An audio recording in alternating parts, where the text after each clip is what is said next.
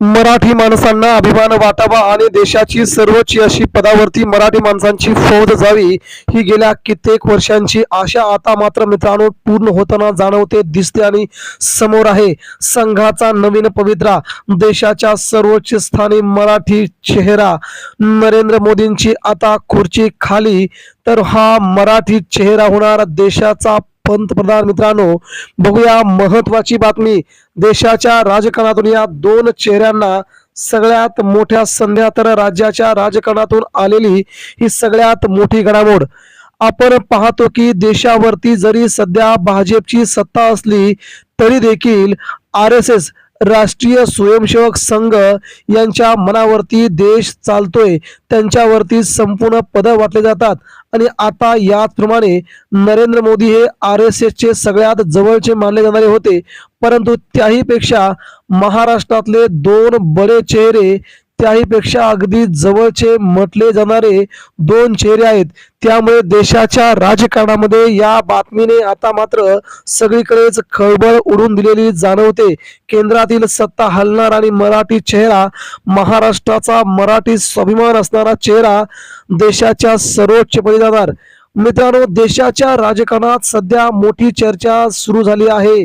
केंद्रातील सत्तेच्या समीकरणामध्ये बदल होण्याची शक्यता नसून आता देशाला पुढचा पंतप्रधान आता पुढच्या महिन्याभरामध्ये मराठी माणूस मिळू शकतो का, यावर राजकीय वर्तुळात मोठी खळबळ उडाली आहे. या चर्चेमध्ये दोन मोठी नावं सर्वाधिक चर्चेमध्ये आहेत. मित्रांनो, त्यांची देखील आपण माहिती पाहणार आहोत. सुरुवातीला बघूया काय घडतंय दिल्लीमध्ये पडद्याच्या पाठीमागे. देशाचे विद्यमान पंतप्रधान नरेंद्र मोदी यांच्या नेतृत्वाखालील केंद्रात सध्या मजबूत सरकार असते तरी आगामी राजकीय घडामोडींमुळे भविष्यातील नेतृत्वाबाबत चर्चा सुरू झाली आहे. विशेषतः भारतीय जनता पक्षामध्ये पुढील पिढीचे नेतृत्व कुणाकडे जाणार यावर राजकीय विश्लेषक विविध अंदाज व्यक्त करत होते. आता नरेंद्र मोदींचे 75 वर्षे वय पूर्ण झालंय, मग आता अजून किती वर्षे त्यांनी त्या पदावरती राहायचं असा मानणारा वेगळा वर्ग, तर आता त्यांच्या जागेवरती मराठी चेहरा पहिल्यांदाच देशाच्या सर्वोच्चपदी यावा अशी RSS ची देखील माहिती असल्याची मोठी खबरबात येऊ शकते. मित्रांनो, यावर राजकीय विश्लेषक विविध अंदाज व्यक्त करत आहेत.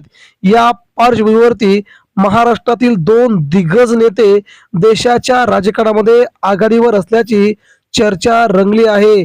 मराठी नेतृत्वाची राष्ट्रीय पातळीवरती जोरदार चर्चा आहे. महाराष्ट्र हे नेहमीच देशाच्या राजकारणामध्ये प्रभावी राज्य मानले जाते. स्वातंत्र्यानंतर अनेक मोठे राष्ट्रीय नेते महाराष्ट्रातून पुढे आलेत. आता पुन्हा एकदा मराठी नेता देशाच्या सर्वोच्च पदावरती पोहोचू शकतो का, हा प्रश्न राजकीय चर्चेचा केंद्रबिंदू बनलाय. या चर्चेत सर्वाधिक उल्लेख होत आहे ते म्हणजे देशाचे नेते असणारे नितीन गडकरी. पायाभूत सुविधांच्या विकासासाठी देशभरात मोठ्या प्रमाणावरती कामे केल्यामुळे गडकरी यांची प्रतिमा प्रभावी आणि कार्यक्षम मंत्री म्हणून निर्माण झाली आहे. महामार्ग वाहतूक प्रकल्पामुळे आणि राष्ट्रीय पातळीवरती मोठी लोकप्रियता वाढल्यामुळे त्यांचं नाव आता आघाडीवरती होते.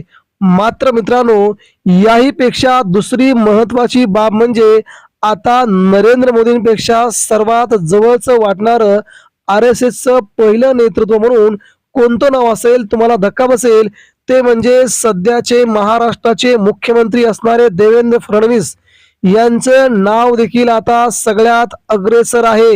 नितीन गडकरी यांच्या नावाच्या वरती असणारे हे नाव देवेंद्र फडणवीस यांनी मात्र आता सगळ्याच राज्यातील मुख्यमंत्र्यांना पाठीमागे टाकत देशाच्या सर्वोच्चपदी पहिला मराठी चेहरा म्हणून देवेंद्र फडणवीस हे लवकरच विराजमान होऊ शकतात अशी शक्यता सूत्रांकडून मिळते. संघटन कौशल्य, प्रशासनाचा अनुभव, भाजपमधील प्रभावी स्थान यामुळे फडणवीस हे देखील राष्ट्रीय नेतृत्वासाठी सक्षम चेहरा असल्याची बाब पुढे नोंदवली गेली आहे.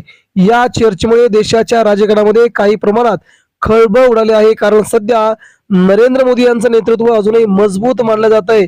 मात्र आगामी लोकसभा निवडणुकीच्या अगोदरच हा चेहरा पुन्हा उद्धव ठाकरे यांना जवळ करतोय की पुन्हा पुन्हा एकदा उद्धव ठाकरेंना बाजूला सरून महाराष्ट्राचे मुख्यमंत्री देवेंद्र फडणवीस देशाच्या सर्वोच्च पदावर जातात हे लवकरच समजेल. राजकीय तज्ञांचं काय मत आहे? भारतीय जनता पक्षामध्ये नेतृत्वाची दुसरी फळी मजबूत होत आहे.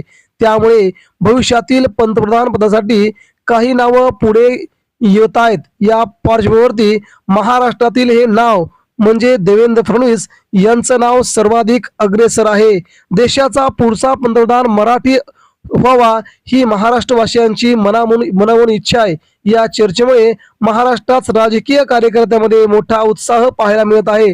अनेक ठिकाणी भाजप कार्यकर्त्यांनी सोशल मीडियावरही या विषयावरती चर्चा सुरू केली असली तरी मात्र आता नेमकं कोण होणार आणि कधी होणार पंतप्रधान याची मात्र अजूनही शक्यता कुणीच वर्तवली नाही. भविष्यात मोठी जबाबदारी देवेंद्र फडणवीस किंवा नितीन गडकरी यांच्याकडे दिली जाऊ शकते. हे दोनच नेते प्रभावी आहेत असं राजकीय तज्ञांचं मत आहे. महाराष्ट्राचे मुख्यमंत्री म्हणून त्यांनी केलेली कामं, उपमुख्यमंत्री सध्या केलेली कामं आणि देशाच्या राजकारणामध्ये नितीन गडकरी यांचा असणारा वचक, या तीनही गोष्टींमुळे महाराष्ट्राचं नेतृत्व देशाचं नेतृत्व करण्यासाठी खूप अग्रेसर आहेत. आणि त्या सगळ्या नेत्यांमध्ये देवेंद्र फडणवीस यांचं नाव अगदी लीड वरती आहे. आता भारतीय जनता पार्टी आणि राष्ट्रीय स्वयंसेवक संघ या दोन मराठी चेहऱ्यांपैकी कुणाला प्राथमिक संधी देतं ते आपल्याला बघावं लागेल. पुढील काही वर्षात देशातील राजकीय परिस्थिती कशी बदलते यावर अनेक गोष्टी अवलंबून असतील. मित्रांनो, पक्षांतर्गत समीकरणे, राष्ट्रीय पातळीवरील राजकीय रणनीती यावर पुढील नेतृत्व ठरवणार आहेत. सध्या तरी नरेंद्र मोदी हेच देशाचे सर्वात प्रभावी नेते मानले जातात. मात्र भविष्यातील नेतृत्वाबाबत चर्चा होणं ही भारतीय राजकारणाची नैसर्गिक प्रक्रिया मानली जाते आणि तशाच प्रकारे देवेंद्र फडणवीस आणि नितीन गडकरी यांचं नाव अग्रक्रमाने पुढे घेतले जाते. ही महाराष्ट्राची अतिशय अभिमानाची बाब म्हणावी लागेल. धन्यवाद.